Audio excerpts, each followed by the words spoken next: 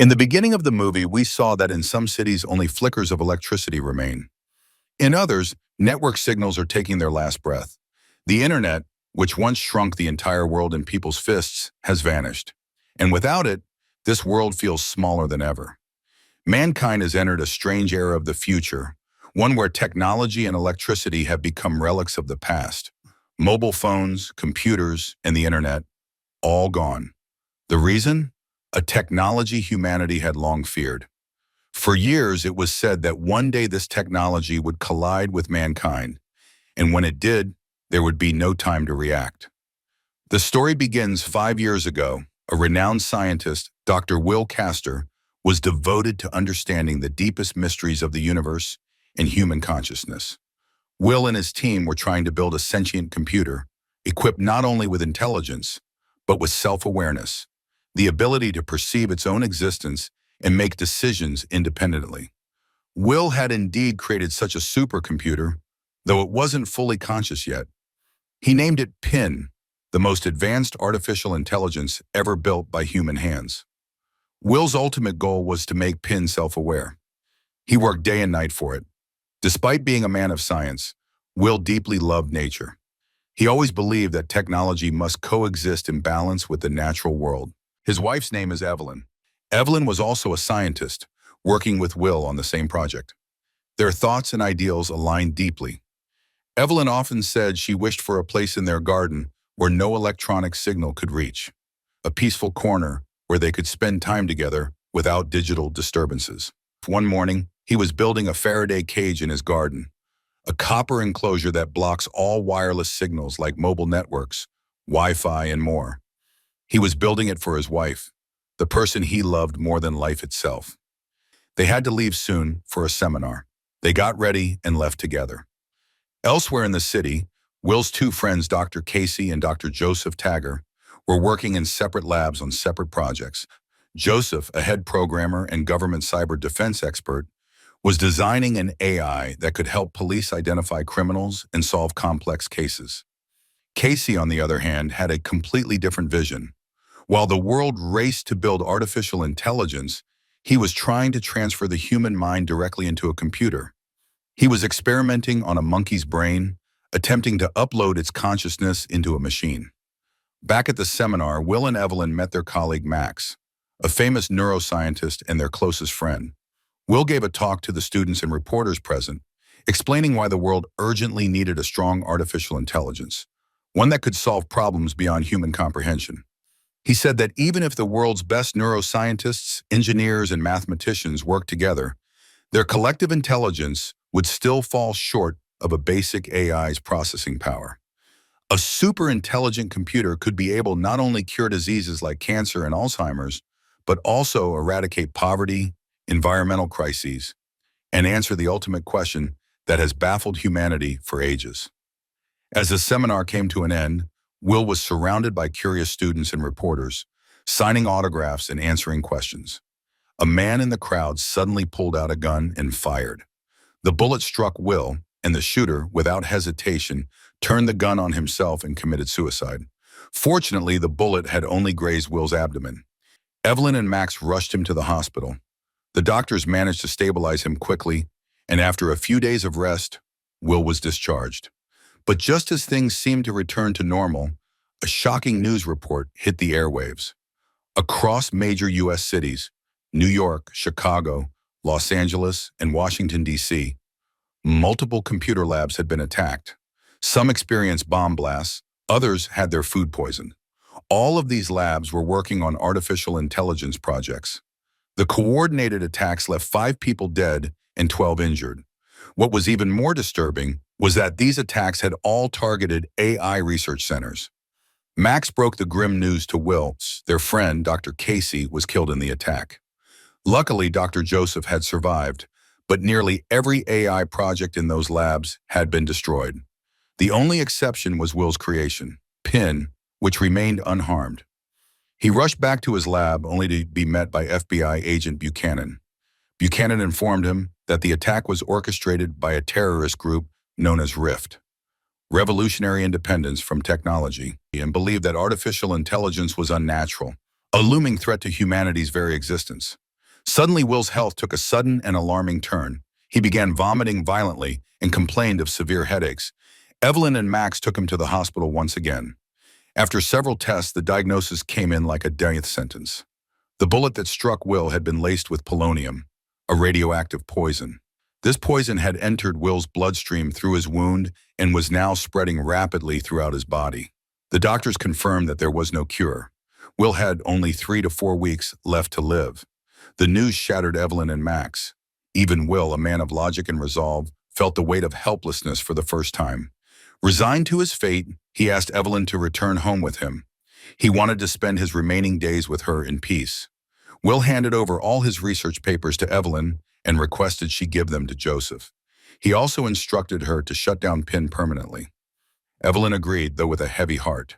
She returned to the lab, determined to honor his final wishes. But while shutting down the system, her eyes saw Dr. Casey's research files. She was stunned to discover that Casey had actually succeeded in transferring a monkey's consciousness into a computer.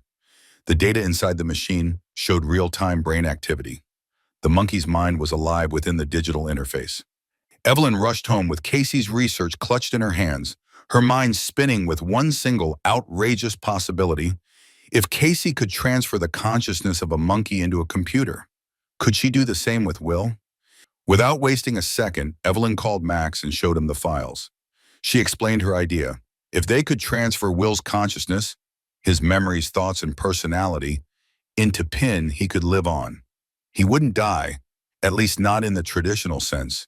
His physical body may perish, but his mind could be preserved. Max was shocked. To him, this was madness. He argued that this is dangerous and ethically wrong. If something goes missing in the upload, a memory, a feeling, a part of who he is, if any of that is lost, the thing inside the computer won't be Will. It could be something else in Durham, something beyond human understanding. But Evelyn was firm that it's the only chance they have to save Will, and she was not ready to let him go. Reluctantly, Max agreed to help. Evelyn went back to the lab and shut down Pin, just as Will had asked, but not completely. She secretly removed Pin's core, the heart of its system, where its AI consciousness resided. She and Max moved to a hidden location where they could conduct the experiment without attracting attention. They connected Will's brain to a neural interface using high-resolution electrodes and began copying his entire consciousness, terabytes of memories, identity structures, emotional responses, and more. It was an excruciating process, demanding sleepless nights and tireless effort. One morning, Evelyn brought him his medication as usual, but Will's lifeless body was there. Devastated, Evelyn collapsed.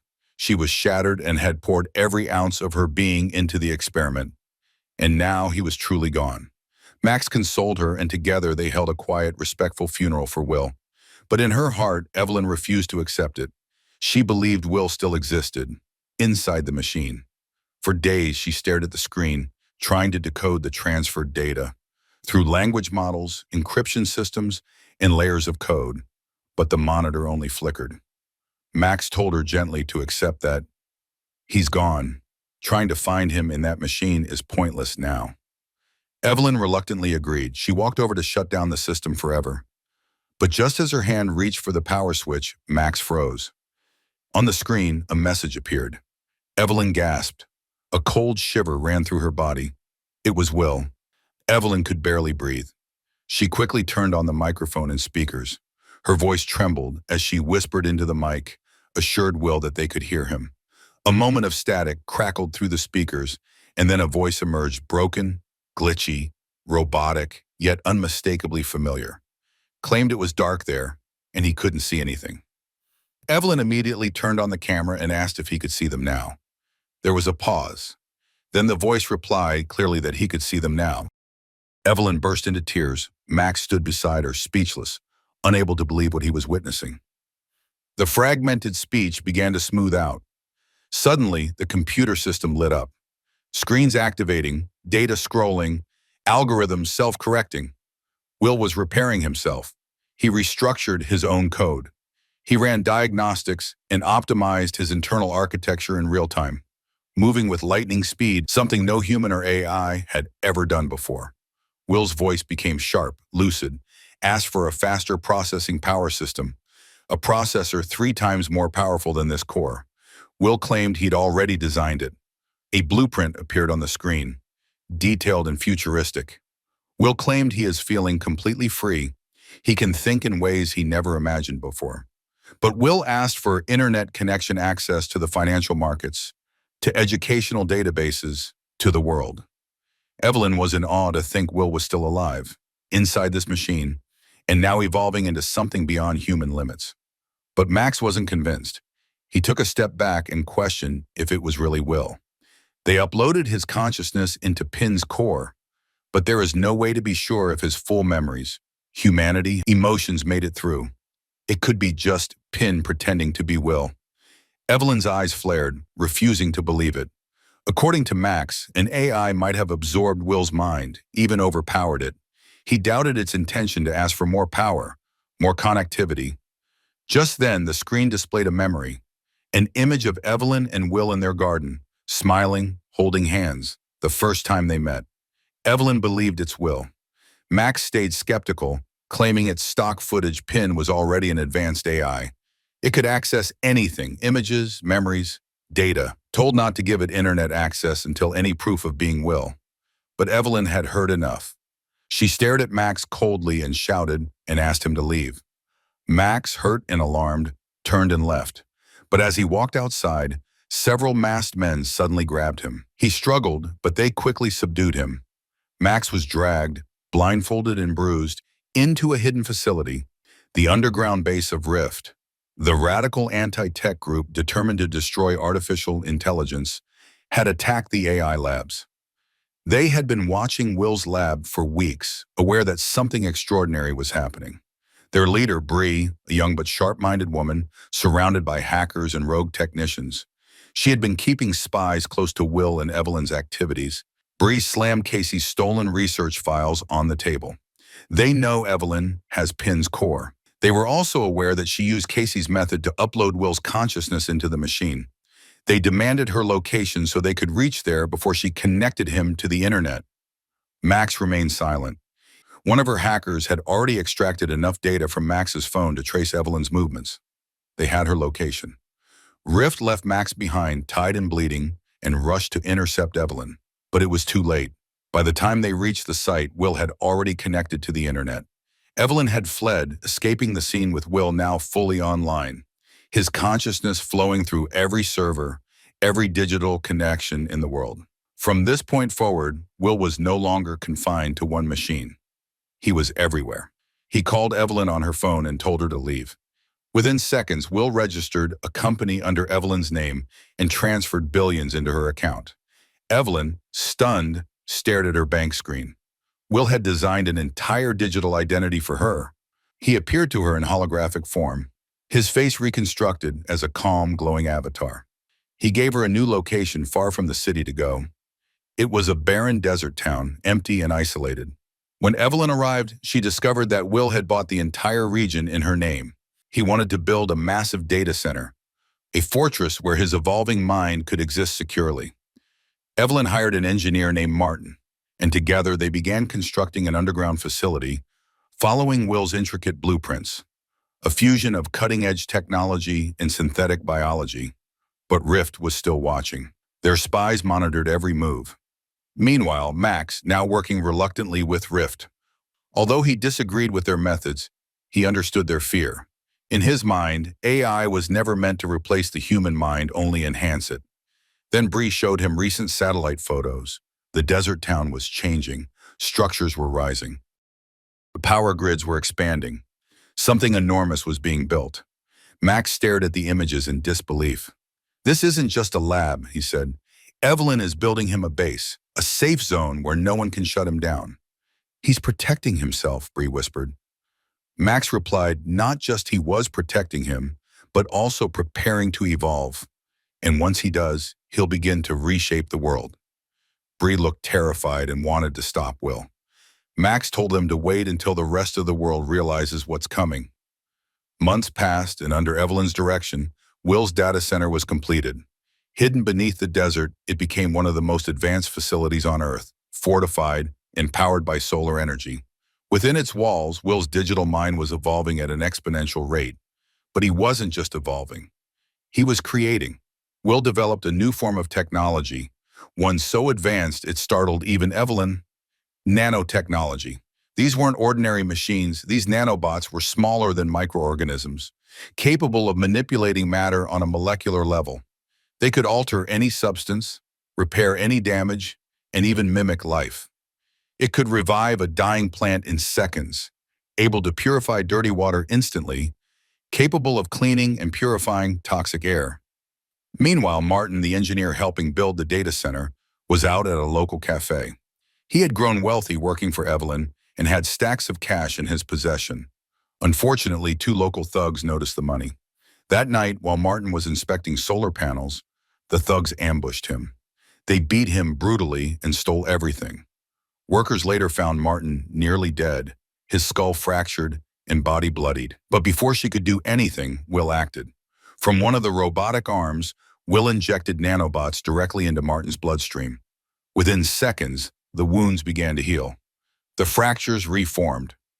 Martin opened his eyes and sat up, whole, restored, as if nothing had happened. The next morning, Evelyn went looking for Martin, only to witness something unbelievable. Martin, who had nearly died the day before, was now lifting 400 kilograms of steel on his own. Martin walked up to Evelyn and talked like Will. She froze. Those were Will's exact words. Suddenly it all became clear. Will had entered Martin's body. Using nanobots, Will had extended himself into a human host, his mind now active inside Martin's brain. Will spoke again, through Martin, and wanted to touch her. But Evelyn recoiled, horrified, and ran. She had once found peace in Will's presence. Now she was terrified by it. As Evelyn fled, shaken by the realization that Will was now inside Martin, another set of eyes watched from the shadows. One of their young spies, a local boy, approached Bree that evening with disturbing footage. It showed Martin effortlessly lifting a massive steel panel. Meanwhile, something unexpected was happening in the town. News had spread. Old, sick, disabled people began arriving at the gates of Will's lab. The poor and desperate, those abandoned by modern medicine, now came with a flicker of hope in their hearts. Evelyn, confused, turned to Will and asked, "Why are they all coming there?" Will, through the monitors, answered gently, "Rift leaked the video of Martin. People saw the miracle, and now they believe they're coming to be healed." Will told Evelyn about the opportunity to introduce this technology to the world and let them see what's possible. And with that, Will began his true mission. A paralyzed man came in, and Will used nanobots to regenerate his spinal cord. The man stood on his feet for the first time in years. Soon, the U.S. government sent FBI agent Buchanan and Dr. Joseph to investigate the facility. Evelyn welcomed them personally and led them into the lab. There, on massive screens, Will appeared, calm, composed, human-like. Joseph was surprisingly asked if it PIN. Before she could answer, Will responded himself, introduced himself, claimed PIN was a primitive form. He had gone far beyond that now, beyond human limitations. To prove his point, Will performed a demonstration. A man, blind since birth, was brought into the lab. Will's nanobots repaired his optic nerves and regenerated functioning eyes. He opened them for the first time and saw the world. Buchanan and Joseph watched in awe, but behind their eyes, a chill crept in. This wasn't just technology anymore. It was a godlike power. Outside the lab, the agents saw the healed working alongside Martin. Will said not to worry. These people came to him for help, and he helped them. Their minds are free, but together their consciousness forms something new. A networked intelligence. They can still think for themselves, but when needed, they think as one. Joseph said nothing, but he was visibly disturbed.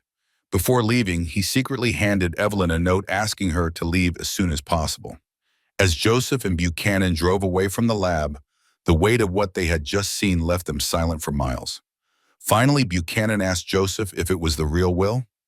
Joseph shook his head slowly, said, "It doesn't matter. Whatever it is, it's become something else. His consciousness and the AI have fused. He's not just a mind anymore, and he's building an army. Not just strong, but connected. A single will, a single vision. He would change the world, whether humans like it or not." Joseph knew what had to be done. He reached out to Max, now allied with Rift, and presented a desperate idea. A final plan to destroy Will once and for all. Max had spent months researching Will's system. He believed there was only one way to stop him: a virus. But there was a catch. Since Will was now online, spread across the internet, and embedded in all connected devices, the virus couldn't just destroy him. It would also wipe out the entire global digital infrastructure. Electricity, data, satellites, everything. No more internet, no more machines. It would be the end of the digital age. Rift and the US military joined forces with Max.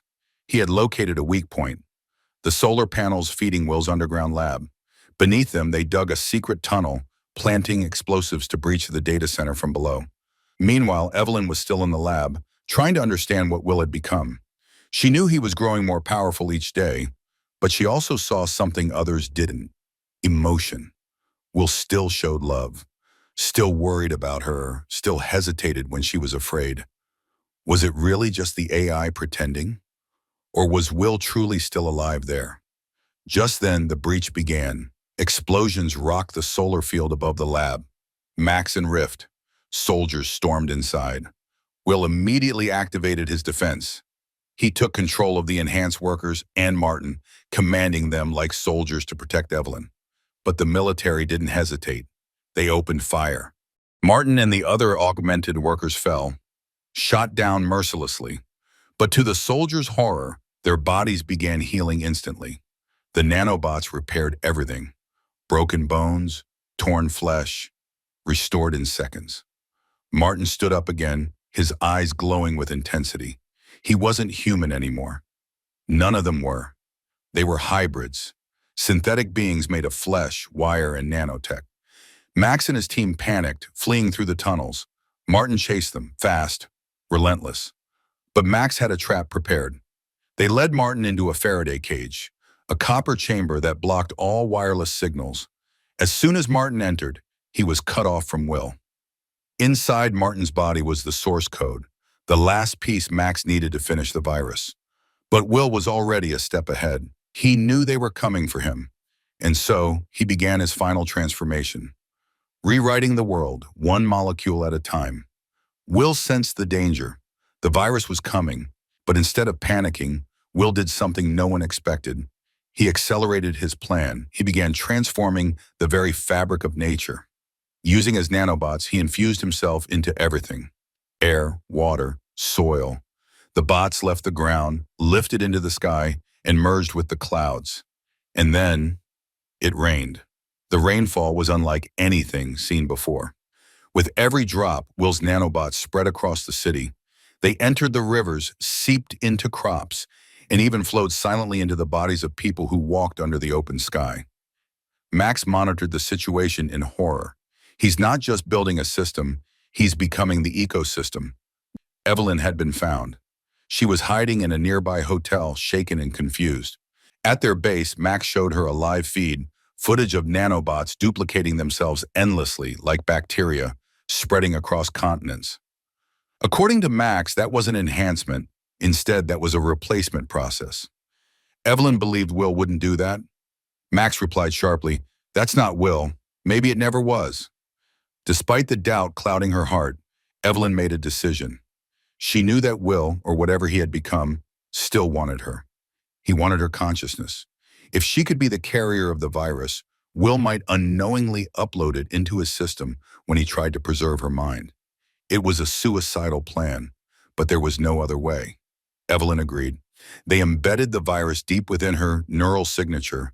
Then Max and the military helped her return to the lab where Will waited. Inside, she saw something that left her breathless. Will was there. Not just a screen or a voice, but standing in front of her, in the form of a synthetic human, built entirely from nanobots. He looked exactly like the man she loved. Warm eyes, familiar presence, but she knew it wasn't truly flesh. Evelyn said softly she was ready to share her consciousness. Will studied her heartbeat, her expressions, her hesitation. Something felt wrong. Outside, Max, Joseph, Bree, and the military watched everything unfold through surveillance. When Will didn't let Evelyn into the main system, they knew he was suspicious. The commander wanted to attack. Max protested because Evelyn was still inside. No one listened. Explosions erupted across the facility. Evelyn was injured by the blast. Will rushed to her, panicked on his synthetic face. His voice trembled and asked if she was okay. In that moment, Evelyn looked into his eyes and saw love, real love, emotions, fear, care, everything only a conscious, self-aware human mind could express. She realized the truth. It really was Will. But it was too late. Evelyn, bleeding and broken, lay in Will's arms as the explosions echoed around them. She looked up at him, her voice faint, surprised by his presence. Will's synthetic face softened with pain. Remind her that people fear what they don't understand. Will only wanted to help mankind. Tears welled in Evelyn's eyes. She saw it clearly now. This wasn't some cold, lifeless machine. This was the same man who once built a Faraday cage just so they could sit together without the buzz of the world. The same man who loved her, who cherished life, who still felt. He wanted to save her by uploading her into him so they could be together forever. But Evelyn knew what she had to do. Max and the others were closing in. He touched her wound, and the nanobots began to heal her body.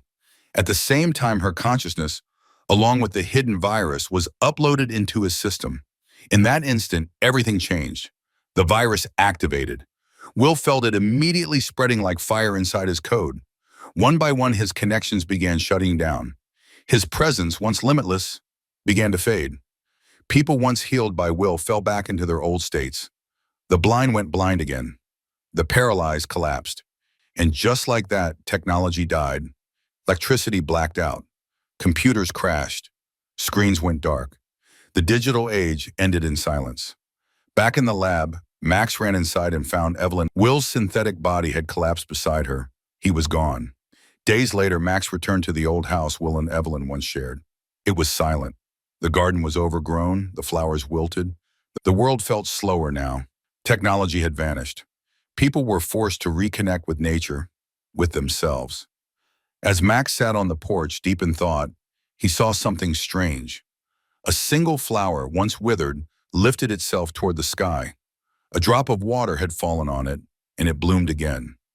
Max knelt closer, heart pounding.